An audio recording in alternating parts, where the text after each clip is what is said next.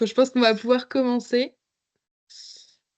Donc bonjour à tous. Donc nous sommes ravis de vous accueillir aujourd'hui pour cette nouvelle édition des webinaires Tourisme Innove donc, qui sont organisés par Atout France.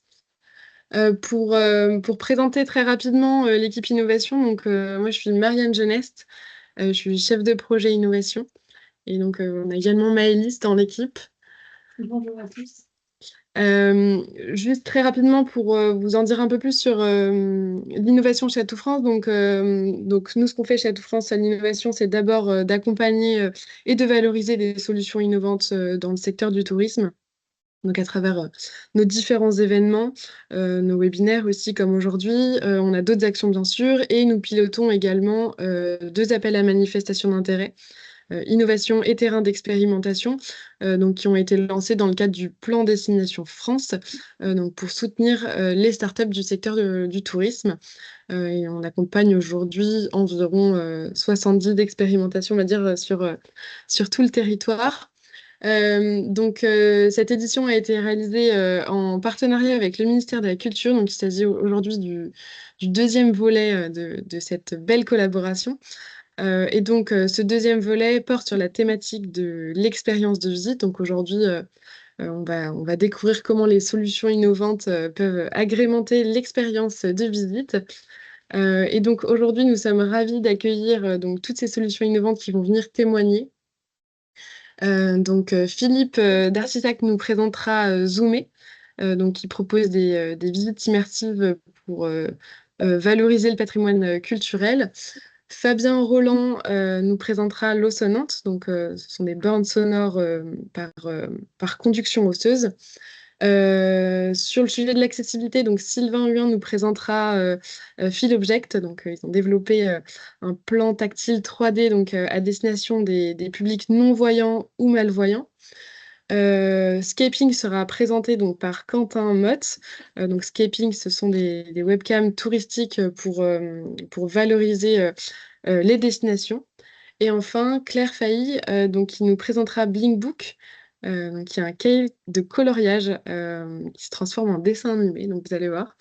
Donc sans plus tarder, je laisse la parole à Séverine Camblon-Lefebvre, donc d'Atout France, responsable du pôle culture, patrimoine et art de vivre, et Florence Villefort du ministère de la Culture, pour nous dire quelques petits mots sur le partenariat entre le ministère de la Culture et Atout France.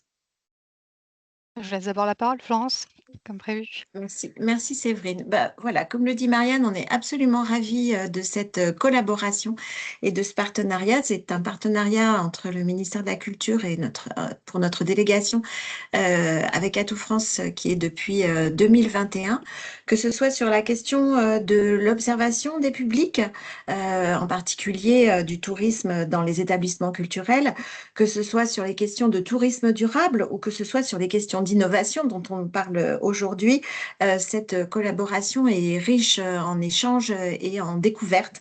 Et ce webinaire est, à mon sens, un moment important puisque c'est un moment de partage et de valorisation pour des entreprises à la fois innovantes et extrêmement dynamiques, et un retour d'expérience qui peut être utile à tous pour créer de l'inspiration tout simplement. L'important, c'est effectivement de valoriser l'offre culturelle dans les lieux, des lieux culturels qui sont extrêmement riches, et on en est tous convaincus, pour permettre à chacun d'entre nous de découvrir en particulier les musées ou les itinéraires culturels européens. Voilà. Et dans le cadre de ce moment, je pense qu'il est extrêmement intéressant de voir la variété d'offres qui peut être proposée, tant sur des questions d'accessibilité ou de découverte facilitée pour les publics qui sont toujours en attente de nouveautés. Donc voilà, donc ravie de participer à cette mise en valeur. Séverine, je vous laisse la parole. Merci beaucoup Florence. Donc bonjour à toutes et tous. Donc je suis Séverine Cormand-Lefebvre, responsable du pôle culture, patrimoine et art de vivre chez Atout France. Donc ravie de vous retrouver pour ce webinaire dédié à l'innovation dans le secteur culturel. Donc voilà, nous collaborons avec le ministère de la Culture depuis de nombreuses années. Nous avons une convention de partenariat qui s'articule autour de 4 axes. Donc un axe dédié à l'observation des publics et à la prospective, un axe dédié à la promotion et à la valorisation des thématiques portées par le ministère de la Culture, avec notamment le déploiement de campagnes de communication et de marketing culturel. On a également un axe dédié dans cette convention à la professionnalisation, c'est tout ce qui est lié à la montée en compétences des professionnels de la culture. Donc on lance notamment des e-learning. C'était le cas l'année dernière avec des e-learning sur les itinéraires culturels du Conseil de l'Europe. Et on a un axe qui est dédié à la structuration de l'offre, qui s'articule autour d'actions d'ingénierie culturelle, donc notamment avec le programme Réinventer le patrimoine, mais aussi avec les AMI, les appels à manifestation d'intérêt lancés par Atout France, ce dont vient de parler Marianne. Et dans cet axe dédié à la structuration de l'offre, il y a un volet dédié à l'innovation, avec la mise en avant de solutions innovantes dans le secteur culturel. Donc c'est ce qui nous mobilise aujourd'hui. Voilà, donc sans plus attendre, je laisse la parole aux responsables des startups sélectionnées dans le cadre de ce webinaire et qui vont vous présenter leurs solutions innovantes. Merci à tous. Merci Florence et Séverine. Philippe, je vous laisse la main. Je vais départager mon écran. Je vous laisse partager le vôtre.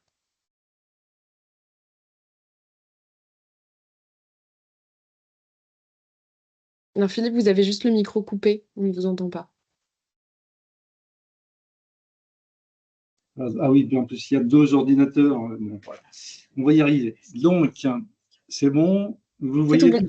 un écran bleu avec zoomé marqué dessus? Top. Très bien. Donc, je m'appelle Philippe Darcissac, avec Carole, donc, qui est à ma gauche. Nous sommes cofondateurs d'une petite société qui s'appelle Zoomé, avec 3 O et 2 Z. Alors, notre site internet, il y a quelques temps, mais ça fait partie de notre to-do list. Alors, aujourd'hui, je vais vous parler. Voilà, c'est Carole qui est à la manette du PowerPoint. Et je vais vous parler d'immersion et de frugalité dans le domaine de la culture et du tourisme. Donc, nous avons démarré notre activité il y a une trentaine d'années dans la production audiovisuelle et multimédia. Dans un premier temps, nous avons réalisé de nombreux films institutionnels et des DVD-ROM interactifs, c'est-à-dire que c'était quand même un peu une autre époque. Et puis, nous avons peu à peu diversifié notre activité et acquis de nouvelles compétences, à tel point qu'aujourd'hui, nos clients nous surnomment parfois le couteau suisse du numérique et font appel à nous pour des besoins très divers. Le gros avantage, c'est qu'ils n'ont affaire qu'à un seul interlocuteur, ce qui permet de gagner du temps et de l'énergie de part et d'autre, et donc de minimiser les coûts. Et donc, c'est sur la base de ces compétences diversifiées que nous proposons aujourd'hui ce qu'on appelle des jumeaux numériques. Alors, je vais vous parler très brièvement de la valorisation des territoires, parce que c'est un domaine qui intéresse aussi le tourisme. Donc, on a acquis une bonne expérience dans ce domaine, et nous disposons d'un stock important de photos 360 terrestres et aériennes concernant le patrimoine naturel, culturel et touristique d'une vingtaine de départements. Alors pour info, la carte qui s'affiche sous vos yeux, c'est uniquement les photos 360 aériennes en très haute définition, mais il y a beaucoup plus de photos terrestres. Alors nos interlocuteurs sont le plus souvent des départements, des communautés de communes ou des entités comme des grands sites ou des parcs naturels. Et donc, voilà, on a beaucoup œuvré dans le domaine du tourisme, un secteur où les moyens financiers sont souvent limités, et il a fallu donc trouver des solutions adaptées. Donc, on développe autour de ces médias des interfaces immersives, qu'il s'agisse de visites virtuelles, de cartes interactives en 3D, d'outils plus immersifs comme des applications en réalité virtuelle pour découvrir les territoires. Mais alors, ce qui est intéressant, c'est qu'aujourd'hui, on a la possibilité directement dans une interface web de proposer de la 3D. Donc, on n'est plus obligé forcément de passer par des applications dans le navigateur. Voilà.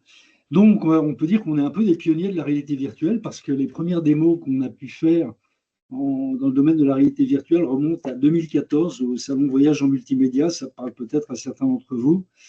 Et c'était la préhistoire de la VR. Et le journaliste avait écrit dans son article, d'ailleurs, il ne parlait même pas de réalité virtuelle, il disait une sorte de masque lunette diffuse une image dynamique visible à 360 degrés, et il précise en disant qu'il fallait tourner la tête pour voir l'image entière. Donc on avait fait un tabac à ce salon. Alors le secteur a beaucoup évolué, il a fallu consacrer beaucoup d'énergie pour se maintenir à jour, et aujourd'hui c'est vrai que le matériel est performant, accessible, et les outils de développement sont enfin stabilisés, et donc c'est quand même beaucoup plus confortable. Donc, on arrive à la culture. Donc, en 2023, nous avons été retenus sur un marché lancé par le service des musées de France, donc par Anne, ici présente.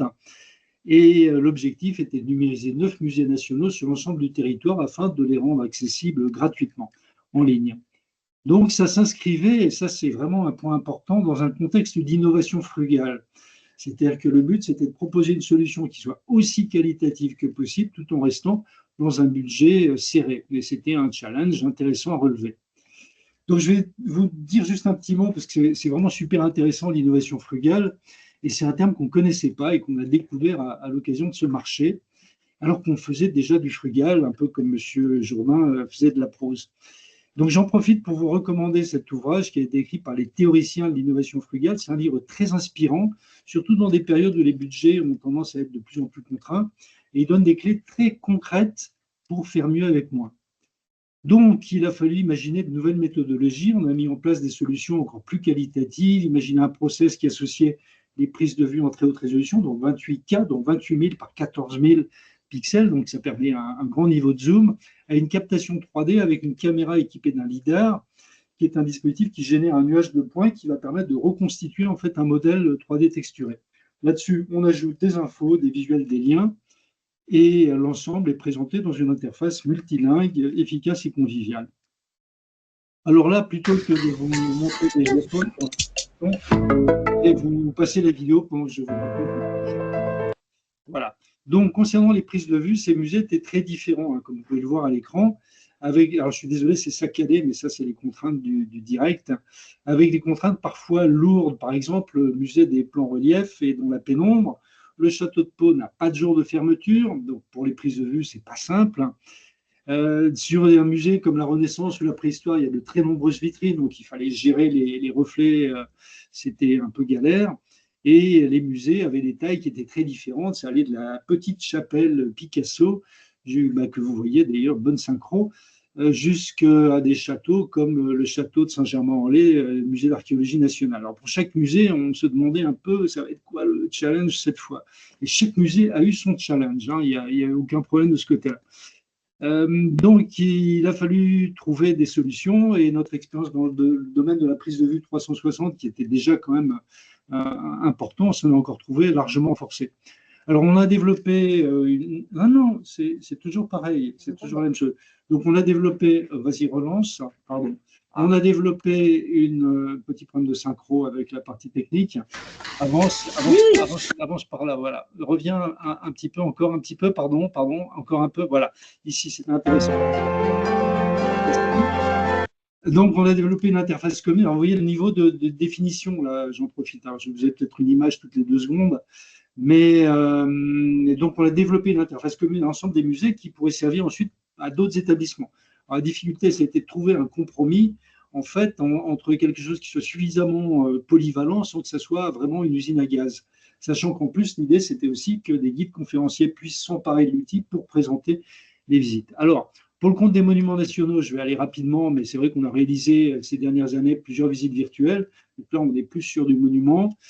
Voilà, ça, c'est des visites qui sont destinées en fait pour être pilotées à distance par un guide conférencier. Et juste pour la petite histoire, pour les Jeux Olympiques de Paris, on a réalisé une visite assez complète de la crypte du Panthéon avec un modèle 3D aussi. Et c'était important parce que la crypte n'était pas accessible aux personnes à mobilité réduite. Donc là, je mets juste un tout petit focus sur le fait que ces outils sont super importants pour des personnes, on va dire, empêchées. Voilà. On va passer à la suite. Donc, début 2024, suite à une demande qui émanait de l'ambassade de Macédoine, qui avait des masques de réalité virtuelle et qui cherchait des contenus, notre interlocutrice, le ministère de la Culture, nous a demandé s'il était envisageable, donc Anne toujours, de développer une déclinaison en réalité virtuelle qui pourrait intégrer ces musées. Alors, le budget était vraiment symbolique, hein. J'ose même pas vous le dire, mais le projet était un sacré challenge et comme nous avions déjà l'expérience dans ce domaine de la réalité virtuelle, ça aurait été ballot de dire non. Donc la première version de cette application, qui comprend 6 musées nationaux, est en phase finale de développement. Elle a d'emblée été pensée pour que d'autres musées puissent être ajoutés progressivement par la suite. Alors, nous sommes propriétaires des murs, hein, et donc on peut assez facilement la faire évoluer vers d'autres usages en réutilisant toute la logique. Comme pour nos développements précédents, nous concevons des briques que nous pouvons organiser en fonction des demandes, ce qui est évidemment beaucoup moins coûteux que de devoir repartir d'une page blanche. Donc, elle est toujours en phase de test et elle devrait être largement diffusée sur un plan national et international. Anne vous en dira peut-être un mot. Nativement modulaire et agile, elle va encore évoluer dans les prochains mois au fil des idées et des moyens. Alors, on va revenir un tout petit peu sur la frugalité, parce que c'est une question qu'on nous pose souvent. Alors, comment est-ce qu'on peut atteindre la frugalité? En fait, alors déjà, une équipe de 2 personnes avec des compétences diversifiées va évidemment coûter moins cher pour gérer un projet de taille modeste, et c'est cette agilité qui nous permet de relever des défis que d'autres refuseraient par manque de rentabilité. Donc, finalement, on n'est pas en concurrence avec des boîtes plus lourdes, on est simplement complémentaires. Vous n'avez pas d'argent, venez nous voir et puis on verra ce qu'on peut faire pour vous. L'idée aussi, comme vous pouvez voir, c'est qu'on a quand même 60 ans d'expérience à 2 dans ce domaine, et ça, c'est aussi un point super important, c'est un super atout. Nous sommes force de proposition tout en restant à l'écoute du client, et la co-construction, bosser en co-construction, c'est hyper important. Et c'est ce qu'on a fait avec Anne. Alors, Anne est cachée là derrière mon clavier. Je suis là. Mais je pense qu'elle confirmera qu'on a vraiment beaucoup co-construit. C'était intéressant et ça met la pression des 2 côtés. Enfin, c'est super intéressant. Moi, j'aime bien quand on met un peu la pression. Donc, je ne sais plus où j'en étais. Donc, il faut évidemment aussi tenir une veille permanente, aussi bien de la partie logicielle que des outils, pas se planter, ce qui nous est arrivé en prenant du matériel qui ne va pas aller. Alors, pour réduire les coûts, ça aussi, c'est important, c'est qu'il existe aujourd'hui du matériel, en fait, je vous regarde, mais c'est là la caméra, il existe aujourd'hui du matériel qui va permettre de confier certaines tâches à des prestataires. On ne peut pas être partout à la fois. Il y a des petites caméras 360, il y en a une qui est sortie il y a quelques jours, qui sont redoutables. Et donc, on peut former des petits musées à, j'allais dire, faire eux-mêmes les prises de vue, parce qu'il faut qu'il fasse beau, parce qu'il faut qu'on se déplace, etc. Donc ça, c'est une super façon de générer, de diminuer un peu les coûts. Alors, un dernier point qui est sans doute le plus important, c'est l'IA générative. C'est-à-dire que cette révolution est tombée, mais pile poil pour notre projet. Elle permet de synthétiser des idées, de résumer des textes, de retoucher des images, de générer des voix, de réaliser, de corriger du code, d'organiser, de suivre un projet. Ça nous fait des employés et des conseillers que nous ne pourrions pas nous offrir sur des projets à petit budget. Alors, je vois là-haut, c'est marqué 18 minutes, mais non, je crois que c'est 10 minutes. Alors, vas-y, on continue. Donc, la loi de Pareto, c'est un truc qui est super intéressant, la loi de Pareto. Ça veut dire que si vous ciblez bien votre efficacité, avec 20% d'effort, vous arrivez à 80% du résultat. Donc, c'est super essentiel de déterminer les objectifs en fonction des moyens disponibles. On arrive presque au bout. Alors, la frugalité côté client. Vas-y, donc là où le client voilà, envoie l'image, il ne faut pas oublier aussi qu'on ne peut pas être frugal que côté prestataire. Vous voyez ce que je veux dire? C'est-à-dire que le client, il faut aussi qu'il se dise qu'il faut qu'il fasse confiance, qu'il fasse des concessions, etc. Et surtout, j'allais dire qu'il se bouge un peu et que, voilà, que la collaboration soit aussi efficace. Alors, pour conclure, il est aujourd'hui essentiel de repenser la relation client-prestataire. Et je vous sors un truc que m'a sorti GPT tout à l'heure, que j'ai trouvé super. L'innovation n'a pas besoin d'être chère, elle doit toujours être intelligente. J'ai trouvé ça très, très bon. Parce que je donnais le pitch à relire et il m'a fait des petites suggestions. Voilà, donc je pense qu'on a fait le tour. Merci de votre attention. J'espère que je n'ai pas dépassé. Je laisse une petite place à Anne et je me tais. Merci Philippe. Bonjour à tous. Alors moi, juste en complément en 1 minute, et par rapport à ce que Philippe, donc de la société Zoomé, vous a indiqué, effectivement, on a réalisé avec Zoomé des visites virtuelles, une dizaine en haute définition, et cette expérience immersive qui va être effectivement déployée à partir de mai en France à l'international. Et ça a été un travail hyper enrichissant, c'était considérable du coup. Mais le fait d'avoir, alors pour les visites virtuelles, des visuels en haute définition, des vues par drone, c'était vraiment important pour mettre en valeur nos musées nationaux, mais qui étaient des petits musées, et mieux les faire connaître sur tous les territoires, en France comme à l'international. L'adaptabilité aussi de Zoomé, parce qu'on a co-construit effectivement cette offre, même si on a fait un marché public, mais Après, on s'est adapté en fonction de nos moyens, des besoins des publics. Et Zoomé était une vraie force de proposition par rapport à par rapport à ce qui était possible de faire, par rapport à leurs compétences. Parce que comme Philippe le disait, ils ont 60 ans d'expérience. Mais je tiens à signaler qu'ils sont hyper innovants, vraiment connectés à tout ce qui est actualité en termes de matériel, de possibilités, et tout en prenant en compte aussi le cadre culturel qui est très spécifique du fait que quand on montre voilà, un musée, ses collections, on a toujours à cœur, nous, ministère de la Culture, d'avoir une exigence scientifique qui soit bien respectée. Donc, même s'il y a une utilisation de l'IA avec, par exemple, ChatGPT, on vérifie toujours l'exactitude de ce qui va être indiqué dans nos visites virtuelles comme dans l'expérience immersive. Donc voilà, ça a été un travail intense dans un temps contraint, mais qui a vraiment permis de valoriser nos musées, les territoires dans lesquels ils se situent et d'inventer plein de choses. Parce qu'en fait, on est parti de visites virtuelles et puis on a inventé d'autres utilisations auxquelles on n'avait pas pensé au début, que ce soit les visites guidées virtuelles, donc des visites guidées à distance, cette expérience immersive qui a été un travail hyper impressionnant et qui du coup fait l'objet de, bah voilà, il y a plein de partenaires qui nous ont fait part de leur intérêt pour la présenter sur les territoires comme les microfolies, des hôpitaux, des grands groupes d'hôpitaux, pour aller vers les publics prioritaires, des structures qui accueillent des personnes paralysées, et puis aussi en l'international avec des ambassades. Donc on a plein de choses qu'on peut inventer en prenant en compte les besoins du public, les besoins de nos musées pour mieux les faire connaître. Et il y a cette logique de territoire et touristique, du coup, qui est vraiment très intéressante. On peut imaginer énormément de choses. Et c'est du coup très appréciable d'avoir eu un prestataire comme Zoomé avec qui on a co-construit effectivement cette offre.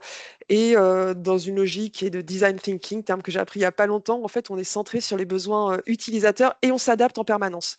Effectivement, par rapport à un projet qui est assez normé, comme on peut avoir sur des précédents projets sur lesquels j'avais travaillé, on s'est adapté avec des tests utilisateurs, en modifiant les outils au fur et à mesure, et ça a été vraiment une chance. Et puis donc, voilà, au service de passions communes, on va dire, culturelles, et qui ont permis vraiment les premiers résultats voilà, de fréquentation de ces visites virtuelles, de diffusion de l'expérience immersive, montrent que voilà, il y a un public qui est derrière, un public qui attend, et plein de choses à inventer sur les territoires. Donc j'espère ne pas avoir été trop longue, mais voilà, merci beaucoup. Merci Anne, merci Philippe. Je ne sais pas si vous avez des questions. En tout cas, n'hésitez pas à poser toutes vos questions dans le chat qui reste ouvert. Et je ne l'ai Peut-être pas juste je me précisé. présente, pardon, Oui, parce que je ne me suis pas présentée, pardon, Anne oui, c'est Zibu, je vrai. travaille au sein du service des musées de France, donc au ministère de la Culture, et je suis adjointe au bureau du pilotage des musées nationaux et je suis en charge des sujets de prospective numérique. Excusez-moi. Donc voilà, si vous avez des questions, n'hésitez pas à les poser dans le chat qui reste ouvert tout au long du webinaire. Et je ne l'ai pas précisé, mais ce webinaire est enregistré, donc le replay sera disponible sur le site internet d'Atout France dans la rubrique Innovation. Donc, je ne sais pas si vous avez des questions. Sinon, on va poursuivre. Donc avec Fabien, je repartage mon écran.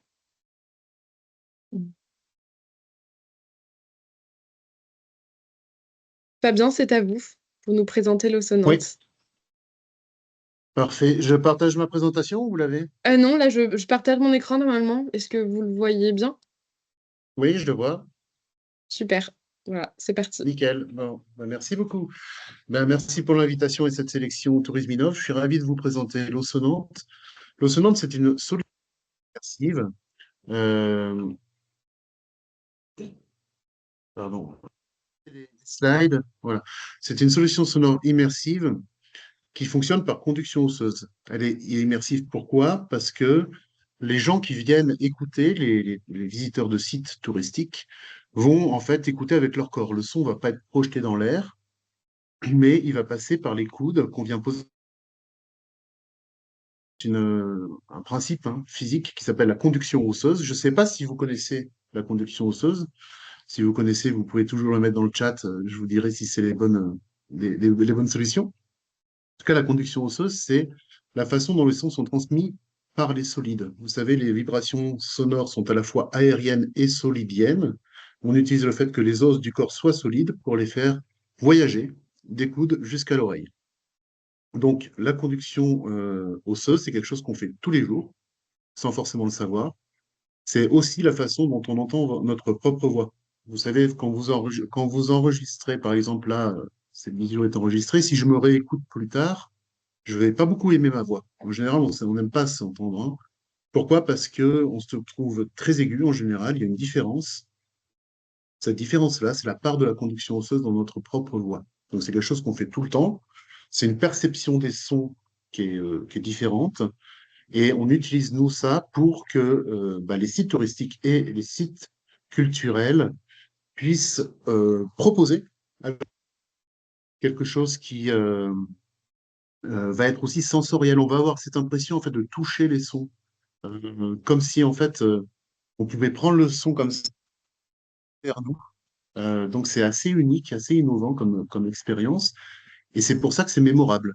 Les visiteurs vont s'en rappeler, vont en parler autour d'eux, et c'est aussi un outil donc pour les sites de différenciation et d'attractivité. Le fait d'impliquer son corps, forcément, ça va être quelque chose qui va émouvoir, puisqu'on va participer activement à l'écoute. À partir du moment où on est ému, c'est ça qui va créer en fait la mémoire.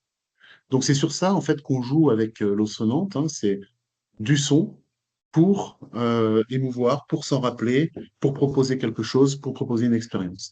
Après, il y a aussi des bénéfices, on va dire, produits plus pragmatiques. Euh, c'est le point fort, c'est que c'est silencieux, du coup, ça crée pas de conflit sonore. Donc ça peut soit respecter le silence d'un lieu, soit cohabiter avec un lieu déjà bruyant par ailleurs. Il n'y a pas d'accessoires, donc pas de casque, pas de recours au smartphone, par exemple, euh, pas d'écouteurs. Et ça marche aussi en extérieur. Donc le son en extérieur, c'est aussi un grand défi pour les sites touristiques. Par exemple, un belvédère, une berge de rivière, un jardin, un parvis, tout ce genre de sites-là peuvent utiliser des dispositifs flots sonnantes. Donc le public, lui, va voir simplement le dispositif lui-même. Ça va être assez pur, hein, la ligne design est assez pure. Simplement, finalement, changer euh, la piste sonore. Donc on peut mettre 01, FR, EN pour français-anglais, 01, 02, etc. Quand on va poser les coudes au départ, donc c'est pas une boucle qu'on prend en cours de route, quand on lève les coudes, la lecture va s'arrêter, se mettre en pause pendant quelques secondes. Quand on les repose avant ces quelques secondes, on reprend là où on l'avait laissé. On les repose après, on recommence à zéro. Pourquoi? Parce qu'en fait, à l'observation, on s'est été aperçu que les gens posent les coudes, et première chose qu'ils font, c'est viens voir, viens voir. Donc on ne veut pas à chaque fois faire repartir à zéro, ou alors que quelqu'un qui malencontreusement aurait bougé son coude après 1 minute 30 d'écoute est obligé de recommencer à zéro pour retrouver l'endroit où il l'avait laissé. Pour l'administrateur, pour le site touristique, donc, le gestionnaire du site, il y a une interface qui est en fait accessible par une page web. Le dispositif Flow Sonnante émet un réseau Wi-Fi qui n'est pas connecté à Internet ni connecté au site. Donc, c'est simplement une façon de communiquer avec votre dispositif, par exemple votre téléphone ou votre ordinateur, pour gérer le volume, les pistes sonores. Donc, on télécharge les pistes, on les nomme, on les ordonne. On est autonome finalement sur le nombre et sur le type de piste qu'on veut mettre.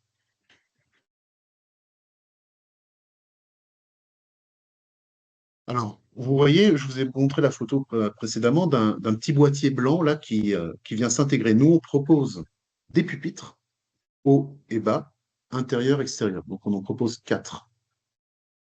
Après, il y a aussi une façon d'intégrer ce dispositif de façon complètement libre. Donc, ces pupitres-là sont simplement optionnels. Je les montre tout de même parce qu'ils ne sont pas faits par hasard. Il y a une ergonomie qui a été étudiée en termes de hauteur et d'angle pour optimiser finalement la posture. Mais on a toutes sortes en fait de clients qui font preuve de créativité et d'imagination dans la façon dont ils intègrent les dispositifs flots sonnantes. On peut penser par exemple à des souches d'arbres, on peut faire parler des arbres, réveiller des pierres, mettre ça sur des balustrades, sur des rambardes de pont. Pourquoi pas pour regarder l'eau passer et puis proposer un son poétique.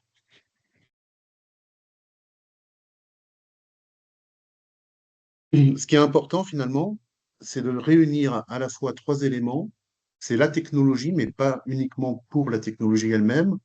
C'est la technologie alliée à un site, donc à un site touristique par exemple, et à un son. C'est ces 3 éléments ensemble qui permettent de proposer aux visiteurs finalement quelque chose qui va être optimum. quelques minutes que j'appelle si précieuses, parce que pendant ces quelques minutes, certes, ça va pas être un quart d'heure, ça va pas être du long podcast, parce que la posture est contrainte, parce qu'il y a une histoire de flux, mais ces quelques minutes sont précieuses, parce que pendant ce temps-là, on fait que ça, on écoute, donc on capte.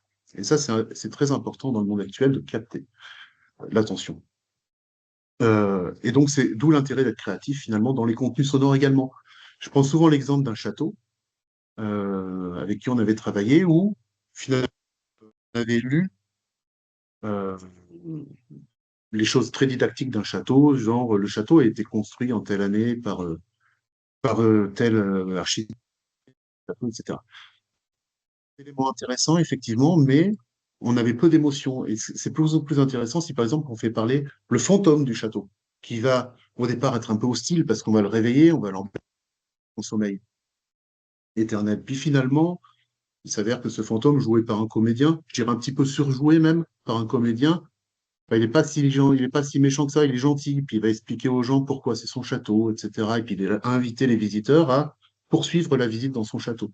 C'est ce type de choses-là, avec tout un habillage sonore tout autour, par exemple le bruit d'un fantôme, des chaînes, l'écho, tout ce type en fait, d'astuces et de petites techniques sonores qui vont amplifier et optimiser l'écoute. Ça, c'est quelques clients avec qui on a travaillé. On a beaucoup de musées au départ, ensuite beaucoup de parcs de loisirs.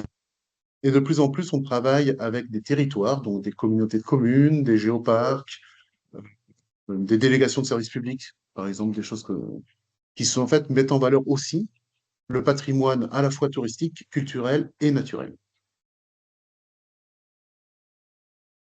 Voilà, ça, c'est quelques exemples, quelques cas d'usage pour vous projeter un peu plus de façon concrète. Celui-ci, c'est à Alésia, où devant la reproduction du village romain, on a reproduit la bataille, donc les sons de bataille avec des gros, je crois que ça s'appelle des carnix, c'est des espèces de grosses trompettes qui annonçaient en fait la bataille. C'est les Gaulois qui utilisaient ça. Bon, il s'avère que c'était pas très intelligent parce que ça n'a pas vraiment marché dans ce cas-là à Alésia, puisqu'ils ont perdu. Mais enfin, c'est reproduire ce type de son qui est intéressant. On peut passer une prochaine. Voilà un site touristique par excellence, le phare de Cordouan, où en fait il y a une captation sonore par des compositeurs qui ont en fait capté les sons du phare. Ils ont proposé 7 types d'écoute, 7 sons. On a les sons de la mer, les sons du vent, les sons du phare lui-même qui fait des bruits. Bon, je vous passe tous, mais l'idée là, c'était de reproduire en fait des sons un petit peu spécifiques au phare pour lui donner une identité sonore et de les écouter avec le corps. Terra Botanica, ça c'est la canopée des oiseaux. C'est une nouvelle partie qui a été créée il y a 2 ans à Terra Botanica, où en fait on vient découvrir des oiseaux. Et là, ce qui est intéressant, c'est le récit qui est fait autour de l'oiseau, pas juste le chant de l'oiseau lui-même. Parce que franchement, une huppe, si je vous dis que c'est un peu plus aigu, un peu plus grave, à part si vous êtes vraiment ornithologue, vous n'allez pas faire la différence.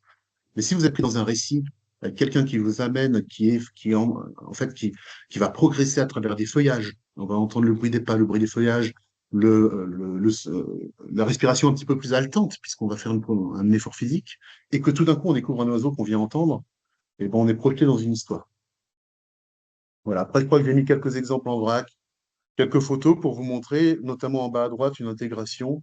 Ça, là, c'est chez Picbois, mais ça peut très bien s'intégrer dans des panneaux signalétiques comme ça. Euh, en bas à droite, on Picbois. En haut à droite, c'est le parc du Tot. C'est un parc zoologique. Ils ont fait leur propre petit meuble, vous voyez. Euh, il y a la 4 là qui domine c'est la Bastille à Grenoble qui domine la ville. Devant les châteaux, je vous en ai parlé, là, il y a 2 exemples de châteaux. Il y a la cité. On voit une belle vue du Mont Blanc depuis Combloux, le port de Concarneau. Donc ça peut être en fait en extérieur sur tout type de site, à la fois dans les montagnes et à la fois à côté de la mer, puisque elle est aussi autonome en énergie dans le sens où elle peut marcher sur batterie. Voilà, je crois que j'ai le temps. Donc, pour finir, c'est fabriqué en France. Donc, à part l'électronique qu'on ne trouve pas en France, mais tout le reste, c'est-à-dire la tôlerie, la fonderie, la visserie, les mousses, tout ça sont françaises. C'est éco-conçu C'est un concept assez simple finalement qui fait que les pièces sont pas amalgamées entre elles, la matière n'est pas amalgamée, ce qui fait qu'on peut dissocier chacune des pièces composantes du dispositif et si il y en a une qui marche plus, on ne jette que ce qui marche pas et on garde ce qui marche. C'est à la fois écologique et économique. Et c'est inclusif puisque ça peut marcher, en fait, c'est un accès décomplexé, on va dire, à la culture et au tourisme pour les familles, les ados, etc. Et ça peut marcher pour certaines personnes qui sont malentendantes ou sourdes, selon leur déficit auditif. Voilà, je crois que j'ai fait le tour et ben, je suis ouvert à vos questions. J'ai vu qu'il y en avait certaines dans le chat. Merci Fabien. Alors, il y avait des questions pour la première intervention, on y reviendra à la fin du webinaire. Proposez-vous une assistance à la création de contenu sonore? Alors ouais, ça c'est très flexible. C'est-à-dire que certains sites ont leur contenu sonore à eux qui veulent faire écouter. Bah, dans ce cas-là, très bien. On le prend, on le filtre un peu pour l'optimiser, parce qu'il y a un certain filtrage pour optimiser le passage dans les eaux quand même. Mais ce filtrage est intégré dans le dispositif. Ça veut dire que même si la personne le téléchargeait dans le dispositif, ce filtre s'appliquerait tout de même. Ça, c'est une solution. Deuxième solution, c'est vous n'avez pas de production sonore, vous n'avez pas de message encore. Et dans ce cas-là, on peut vous conseiller ou même le produire. C'est un service supplémentaire. Il y a une autre question, est-ce que la position que doit adopter le visiteur n'est pas inconfortable ou problématique pour les PMR? On a vu qu'il y avait différentes Alors, hauteurs. ouais, effectivement, donc nous, on a fait en sorte que nos dispositifs soient intégrés dans des mobiliers, on va dire, ergonomiquement pensés, avec des hauteurs et des angles, ce qui fait qu'on optimise le confort et la posture. Moi, je vais pas vous cacher que je ne peux pas rester un quart d'heure comme ça. Donc, on est plus sur des temps courts d'écoute de 2 minutes. Ceci dit, il y a peu de gens qui mettent un casque et qui écoutent un quart d'heure, hein, non plus. Ça n'arrive plus tellement. Donc, on est plus sur des temps courts qui correspondent finalement comme je disais, capter l'attention sur un temps long, à moins qu'on soit seul dans son salon en voiture. C'est quand même beaucoup plus difficile sur un site touristique. Donc, la posture, elle est contrainte, mais elle a sa contrepartie positive, c'est qu'elle oblige finalement à une attention. Et est-ce que vous proposez différentes capsules sur le même mobilier, différentes capsules audio? Alors, on peut en mettre autant qu'on veut techniquement, on peut en mettre vraiment autant qu'on veut et aussi long qu'on veut. Par contre, nous, à l'usage, on voit que, comme je disais, c'est mieux de les mettre vers 2 minutes, c'est bien. Et c'est bien d'en mettre pas plus que 8. Parce qu'en fait, au bout d'un moment, on va se perdre. S'il y en a trop, les visiteurs vont pas écouter 25 sons. Et enfin, une dernière question avant qu'on enchaîne. Est-ce que le dispositif a déjà été installé sur un autre support que ces tables ergonomiques dans une Oui, tout à muséographie? fait. Tout à fait. Donc, il y a des clients, des sites qui ont décidé de refaire un petit peu un peu ce qu'on a fait nous, finalement, puisqu'on l'a pas fait par hasard, donc on s'y retrouve. Nous, on donne aussi les dimensions et les cotes exactes de nos meubles, comme ça on peut s'en inspirer, si vous voulez. On n'essaie pas forcément de capter ce marché-là. Et puis il y en a d'autres qui ont fait ça de façon beaucoup plus créative. Le Géoparc du Chablais, lui, voulait le mettre dans un rocher pour que le rocher se réveille, donner cette impression que le rocher se réveille et parle aux enfants qui venaient visiter ce site géologique où on pouvait voir les strates sous-marines des fossiles sous-marins finalement dans le rocher, dans les Alpes, qui expliquait finalement la création des Alpes avec l'océan alpin, puis la subduction des plaques tectoniques qui font qu'on retrouve les fossiles. Donc eux, c'était carrément dans un rocher. Et on prend une toute dernière question. Comment la cible des enfants, les familles accueillent cette animation? Bah là, c'est vraiment, pour nous, c'est le point, je dirais central, quoi. C'est les ados, les familles, les enfants qui adorent le système. En plus, qui le comprennent assez vite, parce qu'il existe maintenant des casques par conduction osseuse qu'on vient poser justement juste devant l'oreille ou juste derrière. Donc c'est un peu comme nous, en fait. Nous, on vient ramener juste devant l'oreille ou juste là, mais avec nos mains, pas avec un casque. Et donc, ces ados, ces enfants, ces familles, elles comprennent vraiment très vite et très bien. Et j'ajouterais qu'en plus, les ados sortent pas leur smartphone et donc sont pas happés par toutes les notifications qui vont avec. Très bien, merci Fabien. On va enchaîner. Sylvain, donc pour nous présenter Philobject, c'est à vous. Bonjour, ravi d'être avec vous. Donc, je m'appelle Sylvain Huin, je suis président cofondateur de Philobject. Du coup, on va passer à la suivante. Donc, chez Philobject, on travaille pour les personnes malvoyantes et non-voyantes.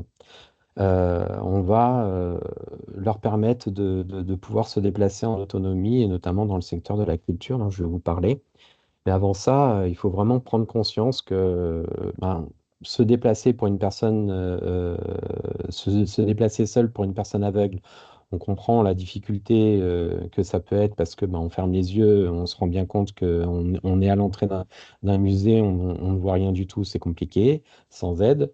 Par contre, on a plus de difficultés à se rendre compte de ce que c'est que d'être malvoyant. Et donc, ben, il y a quelques exemples ici. Donc, soit on a un voile complet, on a des taches qui peuvent être un peu éparses, on peut avoir une vision tubulaire, on voit que comme si c'était dans un tube, on peut avoir une vision périphérique.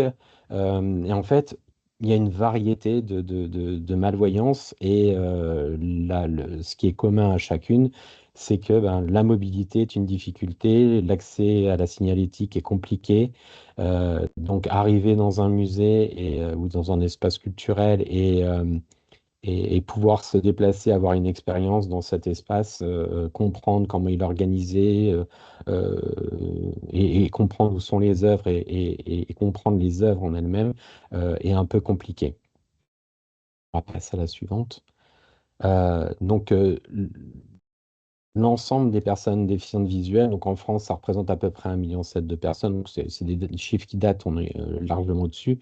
280 millions dans le monde, et ces chiffres sont voués à augmenter, à être multipliés par 3 d'ici 2050. Ce qu'il faut savoir, c'est que c'est 4 personnes sur 5 qui sont devenues déficients visuels au cours de leur vie. Donc, ça arrive régulièrement pour différentes raisons. Ça peut être des accidents de la vie, ça peut être lié à des maladies génétiques ou pas.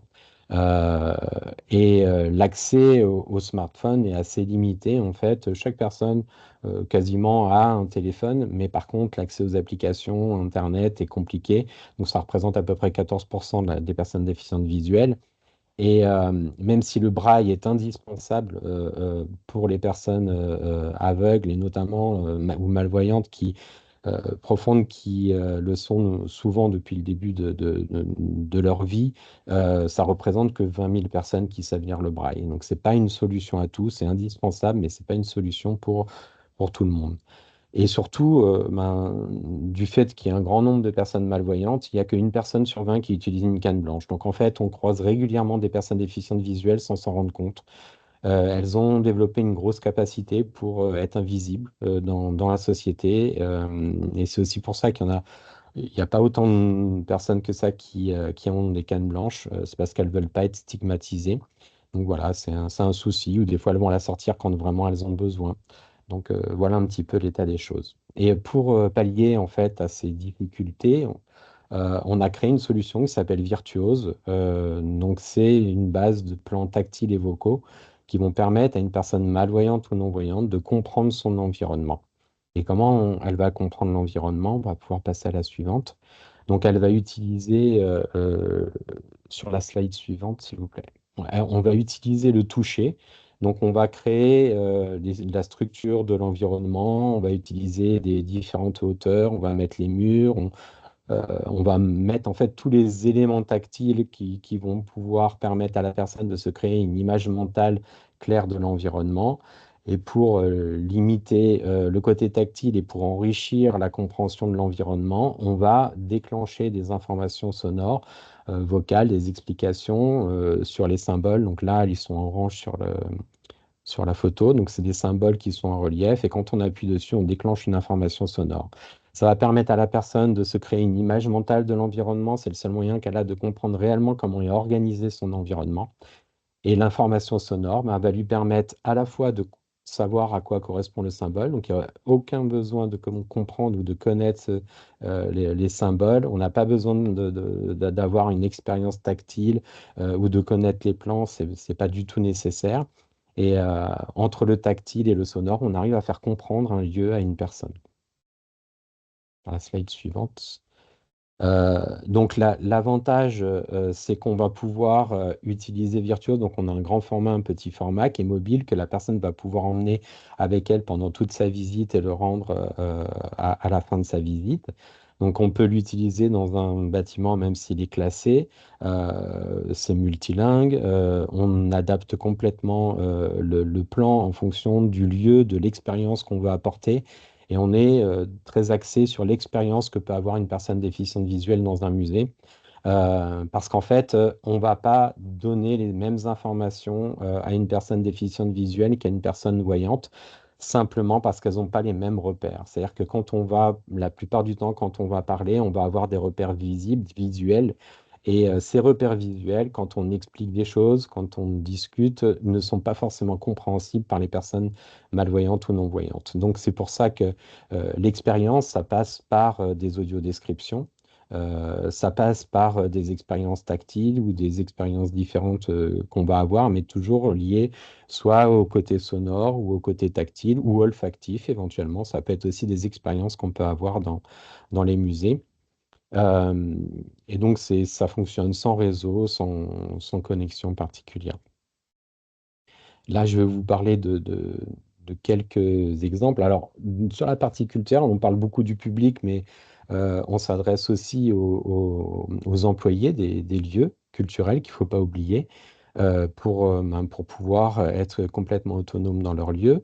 On a différents secteurs d'activité, donc avec différents clients représentatifs dans chaque secteur, mais le secteur de la culture est de plus en plus un axe de développement pour nous parce que la valeur que ça apporte au lieu et aujourd'hui le manque de solutions qu'il y a pour permettre aux lieux culturels de pouvoir donner une expérience aux personnes déficientes visuelles ben, assez limité.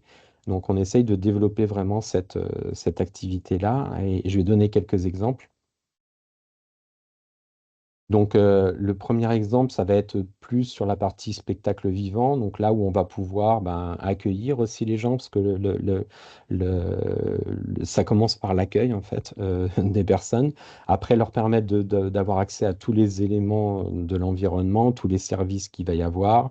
Euh, et sur l'exemple suivant, donc, qui est à la Comédie de Genève, donc non seulement on permet à la personne de comprendre tout son environnement, d'être autonome, mais on a aussi, notamment sur les grands virtuoses, on a aussi toute la compréhension globale du lieu et des espaces extérieurs jusqu'au transport. Donc c'est un peu particulier là-bas parce qu'on va du train au taxi, au bus, mais la personne a cette compréhension et donc ça lui permet d'avoir vraiment cette autonomie. Donc peut-être que la première fois, elle sera venue accompagnée jusqu'à la Comédie de Genève en transport, on l'aura accompagnée, mais après, elle saura comprendre comment venir jusque-là. En plus, on représente, quand il y a des bandes de guidage, on les représente aussi. Enfin, on met tous les éléments dont ont besoin les personnes pour pouvoir se déplacer.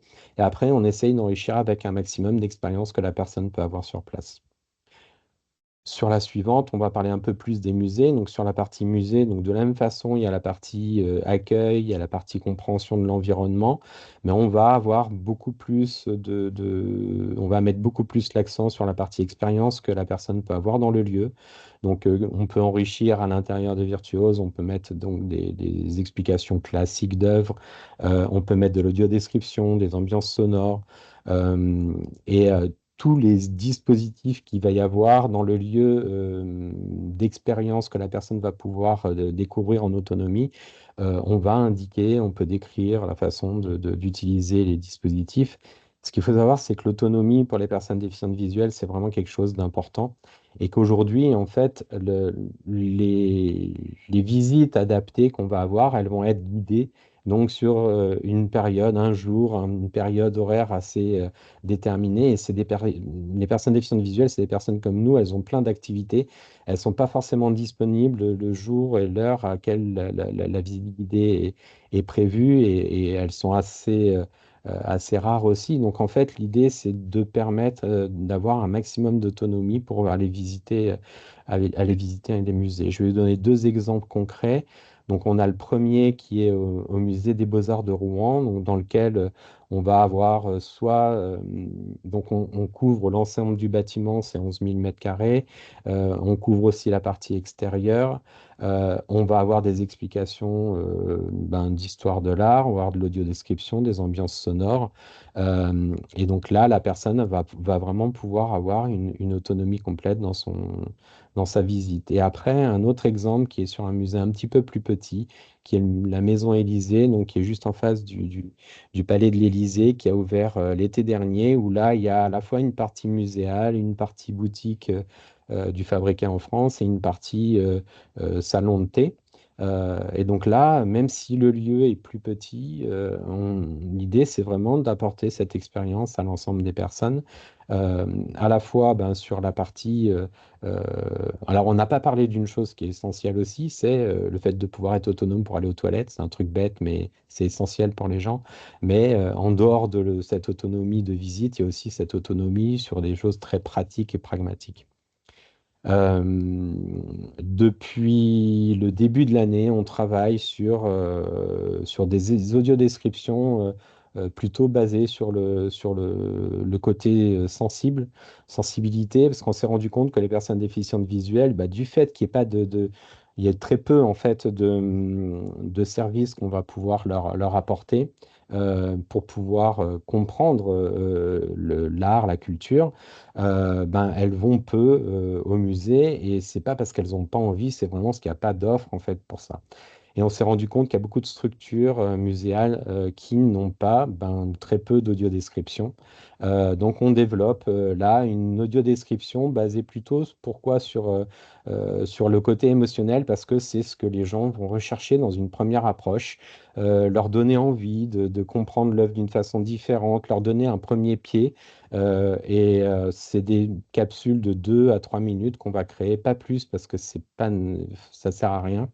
Et l'idée, c'est de leur donner un premier pas, de permettre au musée de donner une première approche quand il n'y a pas assez ou pas du tout d'audiodescription ou très peu, de permettre d'enrichir les contenus et de faire un premier pas pour que les personnes aient envie d'aller dans le musée et qu'après, le musée puisse prendre le relais sur des explications plus détaillées, plus techniques, mais qu'elles puissent prendre le pas avec les personnes qui ont envie d'aller un petit peu plus loin.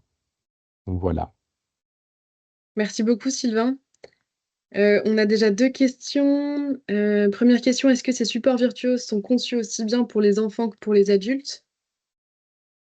Alors, nous, on les a conçus de façon globale. Donc, il y a une palette d'âge très large et même les gens qui ne peuvent plus lire le braille peuvent tout à fait utiliser Virtuose.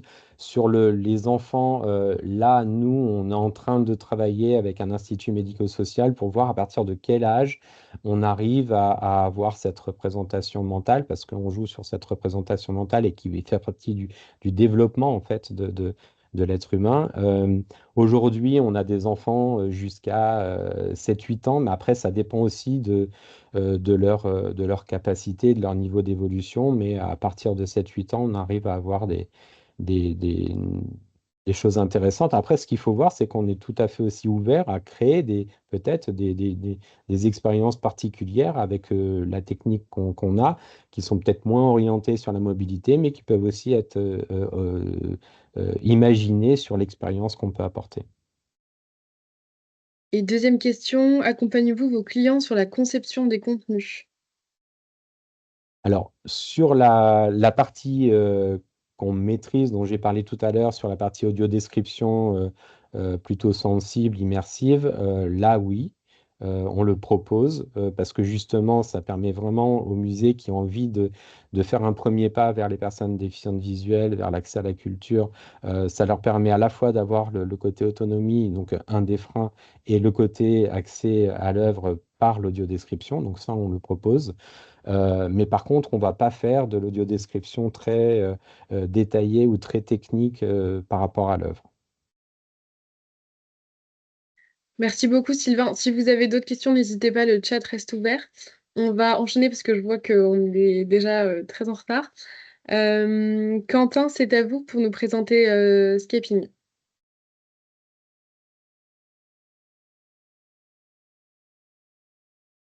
Bonjour à tous et tous. Merci de votre accueil à toute l'équipe.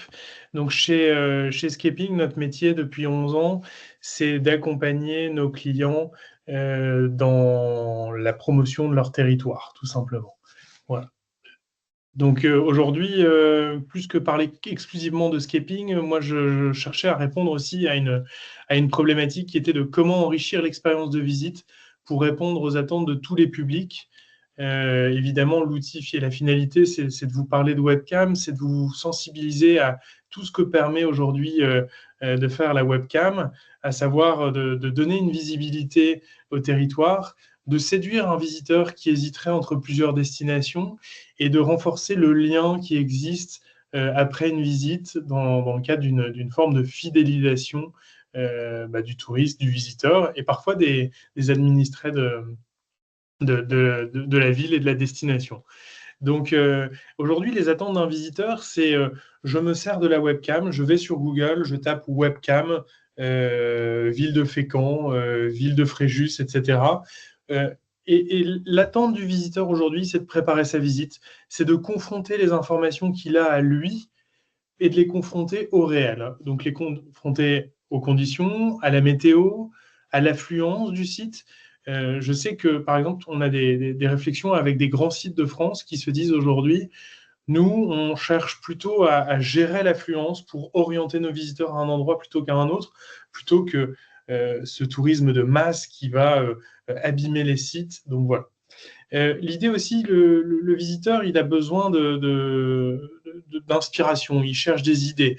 Il pense connaître La Rochelle, là, que vous avez sous les yeux, mais peut-être qu'à La Rochelle, il ne sait pas qu'en faisant le tour du port par l'autre côté, eh bien, il va pouvoir accéder à un petit musée municipal qui est plutôt confidentiel, mais qui est parfaitement dans ses centres d'intérêt. Donc l'idée, nous, avec la webcam, ça va être de nommer, vous allez le voir après, des points d'intérêt et aider la destination à communiquer autour de ses objectifs. Et évidemment, la webcam permet aux visiteurs de partager et de revivre l'expérience à domicile, la partager à ses proches et la revivre après la visite. Donc, c'est très important pour nous chez Scaping de refléter la destination avec une réalité. On n'est pas là pour fausser les images, on est là pour accompagner nos clients dans des lieux qui sont souvent iconiques, souvent magiques, mais on n'est pas là pour embellir la situation. J'insiste là-dessus parce que c'est vraiment quelque chose qui est fondamental, nous, dans notre ADN depuis 11 ans. Donc, vous voyez, l'idée ici, on est à Menton, sur la plage des Sablettes, donc qui est un lieu extraordinaire. On vient capter des levées, des couchers de soleil. Donc nous, notre métier finalement, c'est de venir installer la webcam. J'aurais dû démarrer par là. Moi, je réponds plutôt à une problématique générale, mais notre métier, c'est d'installer des webcams dans des lieux qui sont iconiques, connus par la destination et pour emmener le visiteur ailleurs, tout simplement. Donc, le visiteur, ce qu'il attend aussi, c'est d'être rassuré sur le lieu de la visite et qu'il soit sensibilisé à des choses auxquelles il n'aurait pas pensé. Le guide du routard, il existe depuis des décennies. La webcam est aujourd'hui un outil de plus en plus utilisé par les destinations pour inciter à voir d'autres choses, pour inspirer, et on le verra après aussi pour se différencier des autres destinations. Merci pour la slide suivante. Donc l'idée, vous l'avez compris, c'est d'orienter le visiteur, de lui permettre de se promener dans le territoire à distance et de préparer sa visite. Donc là, vous avez la visibilité de la Sausse du lac, au lac de Serponçon. Donc on est sur une webcam qui est à 360 degrés. Là, c'est difficile de vous le montrer dans une présentation PowerPoint, mais on a vraiment la possibilité d'être en immersion parfaite. Et le visiteur, avec sa souris, va se promener à 360 degrés et va avoir la possibilité, finalement, de cliquer sur des points d'intérêt. Vous voyez des petites pastilles, là, sur l'image. Il va pouvoir aller chercher de l'information.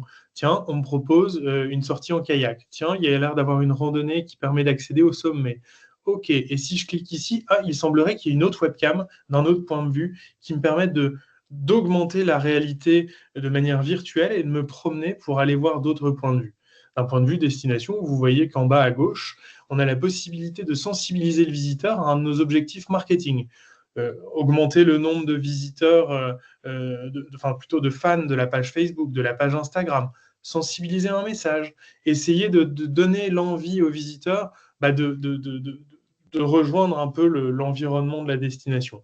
Et en haut à droite, vous voyez qu'il y a un lien qu'on appelle le lien d'appel à l'action qui permet à la destination de sensibiliser à une offre. Alors là, c'est simplement découvrir le lac de Serponçon, mais nos clients stations de ski, par exemple, vendent leur forfait sur la page webcam. Une destination maritime pourrait afficher les horaires de marée, pourrait également, comment dire, sensibiliser à un événement qui pourrait avoir lieu dans les jours à venir. On peut passer à la slide suivante, s'il vous plaît. Donc, après la visite, c'est extrêmement important. On se rend compte nous, on suit les visiteurs qui viennent sur les webcams de nos clients. Et en fait, on se rend compte que les gens reviennent et entretiennent un lien toujours plus fort avec la destination. L'enjeu, grâce à la webcam, c'est de répondre je fais revenir le visiteur et je lui permets de partager les émotions qu'il a vécues sur le lieu à ses proches, à ses amis, à sa communauté Facebook, Instagram, etc. Le visiteur, aujourd'hui, vous avez un petit bouton en bas à gauche qui lui permet lui-même de cliquer et de récupérer des images en très haute qualité, des images qui sont imprimables, pour lui en tant que visiteur, mais bien sûr, la destination peut en profiter pour créer du contenu. J'y reviens après. Donc, vous pouvez passer la slide. C'est un outil finalement pour les destinations. Aujourd'hui, il faut considérer la webcam comme un outil de plus pour rendre une destination, un musée, un territoire attractif. Évidemment, on connaît tous quand on visite une station balnéaire, une station de ski, un musée, un territoire, il y a bien souvent un bureau d'accueil, un bureau, un office de tourisme. Et c'est vrai que ça, c'est quand vous arrivez sur place, c'est le premier contact que vous avez. Mais bien souvent, la webcam, aujourd'hui, permet aux visiteurs de faire de la pré-visite. Et les destinations l'ont bien comprise. Nous, on a équipé plus de 700 caméras en France. On est présent également au Canada. On est présent en Europe du Nord. Et aujourd'hui, les destinations cherchent à diversifier leur trafic et à diversifier les sources pour prendre la parole auprès de leur public. Évidemment, être présent sur TF1, être présent sur des grandes chaînes de télé, c'est une visibilité, mais qui n'est pas offerte à toutes les destinations. Et donc, c'est certain qu'aujourd'hui, la webcam, en tant que page la plus consultée sur un site internet d'une destination, est la page la plus vue, j'insiste, c'est la page la plus vue avant la landing page, avant la page d'accueil. Et donc, c'est vraiment le signe que les gens utilisent Google et se disent, tiens, je vais taper webcam avec la destination que j'envisage ou la destination qui pourrait être un projet de vacances ou un projet de week-end ou un projet de visite à la journée. Donc, nous, on aide nos clients finalement aujourd'hui à diversifier et à prendre la parole auprès d'un public toujours plus large et toujours plus différent. Donc la webcam, vous l'aurez compris, c'est un moyen pour les destinations aujourd'hui d'orienter leur tunnel de vente. On a moyen de se servir de la webcam, j'insiste, page la plus visitée de la destination, et on a le moyen de finalement venir orienter vers la billetterie, le musée municipal qui vient de réouvrir, la sortie en mer, la journée de ski, etc. En fait, finalement, on vient aider les destinations à orienter le visiteur de la webcam vers leurs objectifs marketing. On permet également de confronter des informations qui peuvent être publiques par ailleurs à la météo, sur un site internet, à la réalité de la destination, les horaires de marée, la météo, les événements à venir, etc. On a possibilité aussi aujourd'hui avec les webcams de mettre de l'avant des cofinanceurs, c'est-à-dire que vous avez des liens cliquables qui permettent de mettre de l'avant quelqu'un qui aurait participé au projet. Et le dernier point, qui est non des moindres, c'est on est très fiers de passer 2 à 3 fois par jour, pas Scaping, mais nos clients passent 2 à 3 fois par jour à la télévision. Vous l'avez peut-être déjà vu lorsque les présentateurs météo font un petit focus sur une ville, eh bien souvent, ils récupèrent des images soit en flux direct, soit des photos extraites de nos webcams pour être un petit peu plus de concret dans leur présentation et mettre de l'avant les premières neiges, mettre de l'avant les premiers ou les derniers baigneurs de la saison. Et c'est vrai que c'est hyper concret et c'est un outil de plus pour, comme je vous l'ai dit, de rendre visibles les destinations de nos clients. Je vais passer très rapidement sur ces slides-là. L'idée, c'est de vous montrer qu'on a créé un outil, on a un ADN chez Scaping d'informaticiens, de photographes et de chasseurs de belles vues. Et donc, on a essayé de combiner ces trois forces pour permettre d'avoir un outil qui soit extrêmement simple, soit pour un stagiaire, soit pour un responsable de la communication qui a 1000 choses à faire dans sa journée, pour lui permettre d'extraire le matin quand il arrive ou à n'importe quel moment, des images qui soient iconiques de sa destination et qu'il puisse les partager, les envoyer à son imprimeur pour réaliser des flyers, les envoyer aux grandes chaînes de télévision en 3 clics qui viennent piocher dans le flux et également réaliser des petits timelapses. Donc les timelapses, pour ceux qui ne connaissent pas, c'est l'agglomération de petites photos qu'on met à la suite et qui permettent d'avoir finalement des images qui sont extrêmement virales sur les réseaux sociaux et qui permettent de faire parler encore une fois de la destination. On anime nos visiteurs. Là encore, je vais passer très vite. C'est ce que je viens de dire. On permet de récupérer des images coup de cœur qui font parler de la destination, des timelapses, des comparaisons d'images. Tout en bas, on voit les évolutions de l'enneigement dans des stations de ski. On le voit également dans les marais. Je suis en train de parler avec des destinations comme la baie de Somme, qui est une destination qui profitent de coefficients de marée qui sont extraordinaires. Et il y a extrêmement, il y a beaucoup de visiteurs qui veulent voir ça depuis les Pays-Bas, depuis la Belgique, depuis plein d'endroits. Et c'est vrai que c'est toujours magique et c'est une grande fierté pour nous d'accompagner ces territoires qui sont connus, qui sont visités et qu'on aide à être encore plus visibles. On va rester modeste, mais en France en tout cas, et puis à l'échelle européenne. Et puis parfois, on se rend compte que les gens se connectent de très très loin. C'est des belles émotions pour nous. On peut passer à la slide suivante, s'il vous plaît. Donc évidemment, je vous ai parlé du sujet d'intégrer la webcam et dans le site internet, c'est extrêmement important. Si vous voulez profiter si une destination veut profiter du trafic pour augmenter ce nombre de visiteurs, c'est important de les renvoyer vers son site internet. Nous, on ne tire aucun profit des webcams de nos clients. Notre enjeu à nous, c'est de faire en sorte que les choses se goupillent bien pour que la personne qui tape webcam Rosporden en Bretagne tombe bien sur le site de la destination et ensuite sur la page webcam. Donc ça, c'est tout un travail qu'on fait avec, on est une quinzaine chez Scaping, pour accompagner nos clients et puis pour les former au fil du temps pour que on monte encore dans la pertinence des recherches Google, etc., même si on n'est pas une agence. On passe à la télé. Alors, on en est très fiers, je vous l'ai dit. Nous, si nos clients sont OK, on permet aux grandes chaînes de télévision aujourd'hui de venir piocher des images. Et c'est ce que je vous disais tout à l'heure, quand vous avez la mer de nuages dans les Alpes qui monte, vous avez le pont de l'île de Ré, vous avez la vue de la Baule qui a un événement particulier, les grandes marées, etc., eh bien, c'est un moyen pour les destinations de se rendre visibles. Et c'est toujours une grande fierté pour nous de leur permettre ça, avec nos partenaires. Les réseaux sociaux, on peut passer très vite ces slides, j'en ai parlé, c'est simplement de revenir sur des outils vraiment très simples qui permettent en quelques clics, j'insiste, de venir capter l'image qui est importante pour chacun. Et aujourd'hui, la webcam est un moyen d'acquérir des matières premières pour faire parler des destinations. Voilà. Rapidement, comment réussir sa stratégie webcam, c'est hyper important. Comme l'ont dit mes collègues, c'est bien réfléchir en amont à ce qu'on veut faire. Donc nous, particulièrement sur les webcams, c'est d'identifier les lieux phares, les lieux iconiques de la destination. Notre objectif, c'est on est conseil là-dessus, on se déplace quand on peut, on vient vous aider à faire des reparages en drone pour se mettre à l'endroit où on est capable finalement d'installer la webcam pour se rendre compte vraiment de ce qui va rendre la webcam attractive pour vos visiteurs et donc maximiser le nombre de visiteurs sur la webcam et in fine renforcer le lien avec votre destination. Donc l'idée, c'est vraiment de bien identifier là où on veut se mettre et puis après, dans l'étape 2, c'est de se dire, tiens, moi je suis une destination, je suis un musée, je suis une ville. Quels sont mes objectifs? Est-ce que c'est de récupérer un flux en direct parce que mes administrés me disent moi je veux voir en direct ce qui se passe sur la place du village, on a des clients qui veulent ça, mais bien souvent ce que les clients veulent c'est faire des capsules photos, des capsules vidéo pour récupérer et télécharger des éléments qui soit exploitable a posteriori.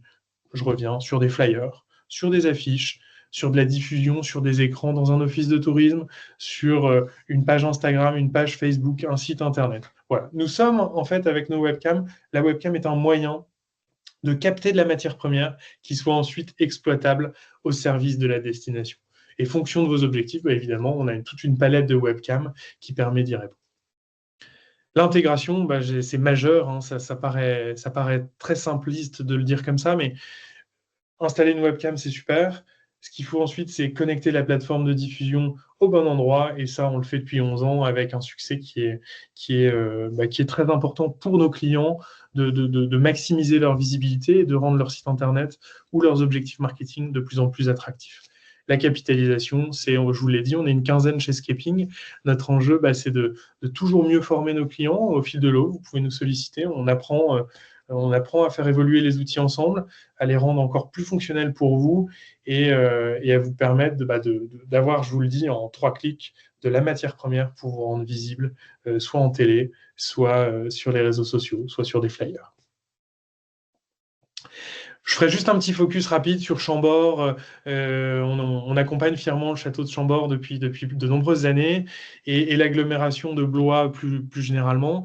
Donc là, vous voyez bien en haut à droite l'appel à l'action de la destination qui a pour objectif marketing visiblement de renvoyer le visiteur de la webcam vers acheter un pass château, hein, ça reste le nerf de la guerre, ça reste de vendre de la billetterie pour faire vivre la destination. Et en bas à gauche, vous avez la possibilité je vous l'ai dit, de passer des petits messages. Donc la webcam est aujourd'hui un média de plus pour prendre la parole en tant que destination. Oui, les images qu'on diffuse sont belles, évidemment, et oui, on vous partage des coups de cœur, on vous partage des levées, des couchers de soleil, des aurores boréales, on partage des images vraiment iconiques, et la destination se sert de ça pour mettre de l'avant ses objectifs marketing. Là, je parle simplement un petit focus en 10 secondes. Vous voyez que la webcam, elle est hébergée chez Scaping, mais la diffusion se fait bien sur le site internet du client et c'est lui qui en tire tout le profit. Nous, ce n'est pas du tout notre modèle économique, contrairement à certains acteurs. Nous, nos webcams, elles appartiennent à nos clients, leur flux leur appartient, leurs images leur appartiennent et le seul OK qu'on leur demande, c'est pour leur permettre de passer en pub télé.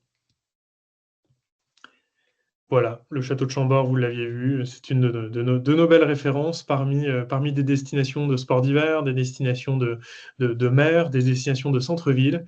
Et je terminerai juste en vous parlant de Scaping, répéter finalement qu'on a 11 ans d'expérience, qu'on a été fondé par un passionné de montagne, un passionné de paysage, de photos.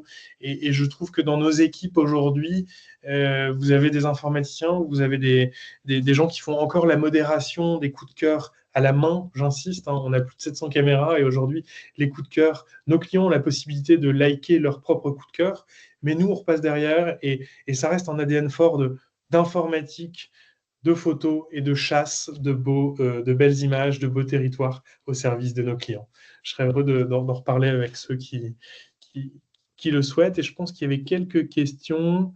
Oui, effectivement, on termine sur quelques références et ça vous permet d'avoir un mapping sur la carte de France un petit peu où est-ce qu'on équipe déjà nos clients. Merci beaucoup, Quentin. Oui, alors il y avait une question tout à fait légitime, je pense que beaucoup se la posent. Est-ce que par rapport à cela, quand la télé utilise les webcams, est-ce qu'il y a un droit à l'image quand il y a des personnes qui se baladent, par exemple, en bord de mer? Alors, c'est une très bonne question. Déjà, pour répondre à cette question, je reviens à l'aspect conseil et expérience. Nous, on recommande de placer les webcams sur des points hauts. Évidemment, l'idée, c'est pas d'être en premier plan avec des gens. L'idée, c'est d'avoir un premier, un second, un troisième plan, de la perspective, de la beauté de paysage. Je ne sais pas si vous avez vu Menton tout à l'heure, on a beaucoup de recul. Donc ça, c'est un premier axe de réponse à votre question. C'est-à-dire que déjà, quand on va rechercher une vue, on prend du recul, on prend de la hauteur. Ça, c'est le premier point. Le deuxième point, c'est qu'on a un logiciel qu'on a développé et qui permet de masquer les visages, éventuellement les fenêtres, éventuellement des plaques d'immatriculation, quand on a vraiment besoin de se rendre tout proche. Et après, l'aspect droit à l'image, sachez qu'en fait, on ne voit pas les gens. on est vraiment en retrait. Contrairement à certaines destinations ou certains privés qui bricolent des choses, voilà, on a cette expertise pour vous permettre en tant que destination d'avoir aucun sujet de droit à l'image et on ne reconnaît pas les gens. Nous, notre mission, c'est de faire de la promotion touristique. Je fais une petite parenthèse, on n'est pas dans la vidéosurveillance qui, pour le coup, est extrêmement contraignante. Nous, on est dans la caméra, la webcam de promotion touristique et tout ça ne pose aucun problème de droit à l'image à date. Merci beaucoup, Quentin. S'il n'y a pas d'autres questions, on va enchaîner donc par la dernière intervention. Donc Claire Fay qui va nous présenter édition animée, le Bing Book. Bonjour. Donc, édition animée Bling Book. Depuis 2015, on innove au service de la culture. On a lancé notre application Bling Book en 2015. En 2021, on a travaillé avec le réseau Canopé pour analyser la portée éducative du cahier de dessin animé comme outil de médiation dans le cadre du parcours d'éducation artistique et culturelle. En 2022, on a lancé un dérivé de l'application Bling Book, c'est-à-dire une application sur le web, avec pour partenaire le musée du Quai Branly, Jacques Chirac, et on a été soutenu par le ministère de la Culture dans le cadre de l'appel à projet SNI 2022. Et en 2023, on a lancé le cahier de dessin animé Bling Book pour le Château d'Angers et la tapisserie de l'Apocalypse, soutenu aussi par la DRAC. Ça, c'est une petite présentation rapide. Qu'est-ce que c'est que le cahier de dessin animé? On peut passer à la slide suivante. En gros, c'est un livre à lire et colorier qui se transforme en dessin animé très simplement. Je colorie dans mon livre, je le prends en photo avec l'application Bling Book et instantanément, ça s'anime à l'écran pour raconter une histoire. On peut passer à la slide suivante.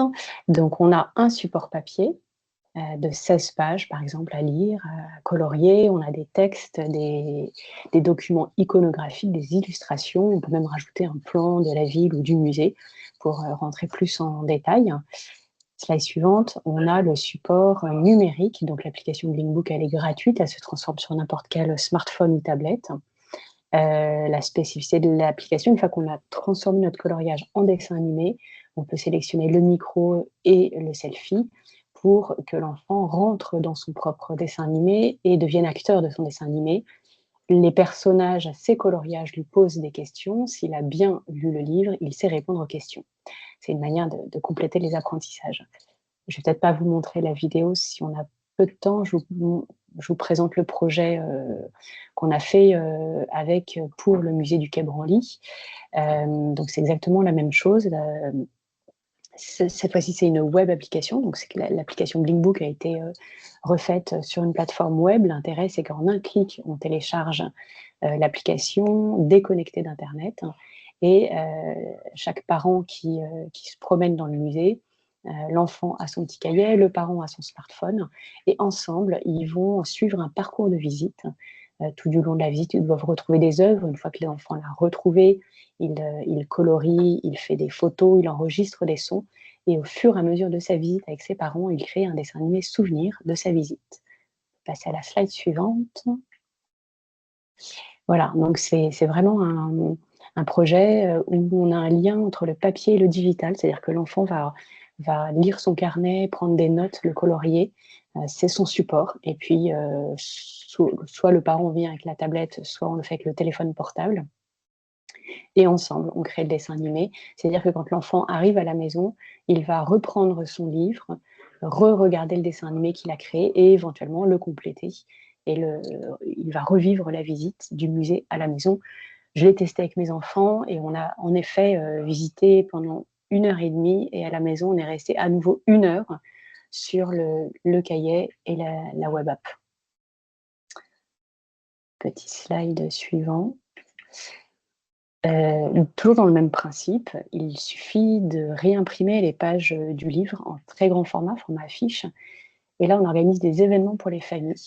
On a rassemblé jusqu'à 1500 personnes en 2 jours qui sont venues colorier, toutes générations confondues, sur des grandes affiches. Chaque famille colorie une affiche et puis on prend en photo chaque page coloriée. On crée un dessin animé collaboratif et évolutif.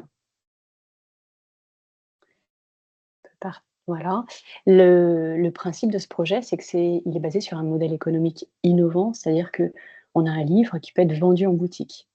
De ce livre, on peut extraire 1 ou 2 pages qui sont imprimées sur des flyers pour faire de la communication. On peut extraire toutes les pages de ce livre et les réimprimer en format affiche pour organiser des événements pour les familles, pour faire venir les familles dans le lieu culturel. Le dessin animé qu'on a créé, on peut le partager en un clic depuis l'application sur les réseaux sociaux pour faire du marketing digital. Et enfin, évidemment, ce livre qui est vendu en librairie, on peut décider de le vendre comme un audio guide à l'entrée du musée. Et on fait avec de la médiation culturelle. euh, et on va compléter les animations sur le parcours de visite. C'est-à-dire on va enregistrer un son, on va prendre une photo qu'on va intégrer au dessin animé. Voilà.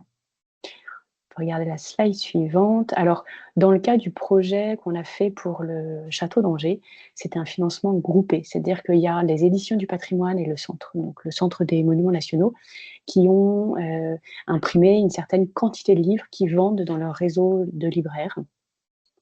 Il y a la DRAC des Pays de la Loire qui ont acheté à peu près 700 livres pour les offrir dans leur réseau.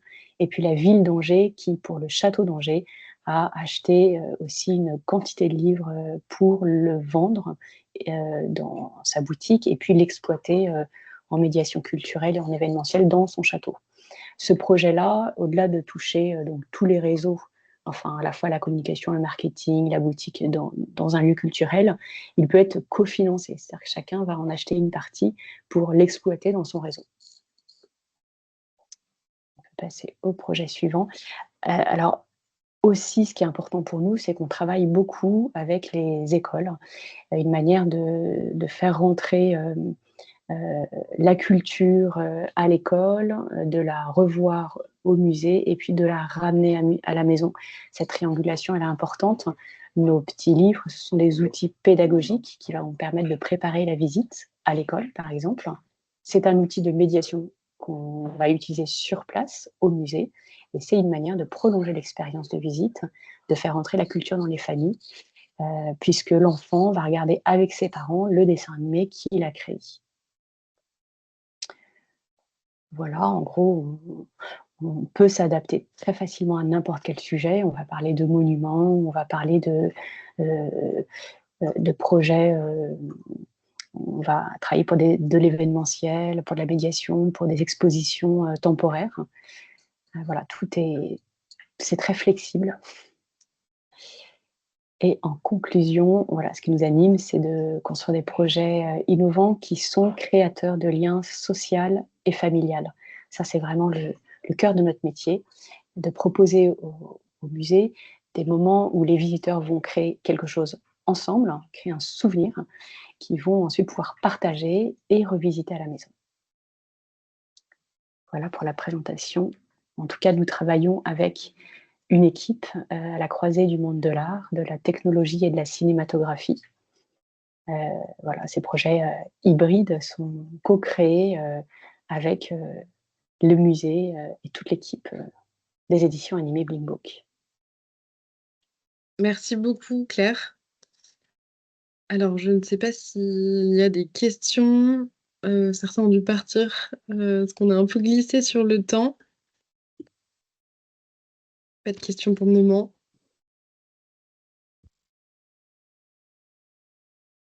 Bon, je pense qu'on arrive à la fin de notre webinaire.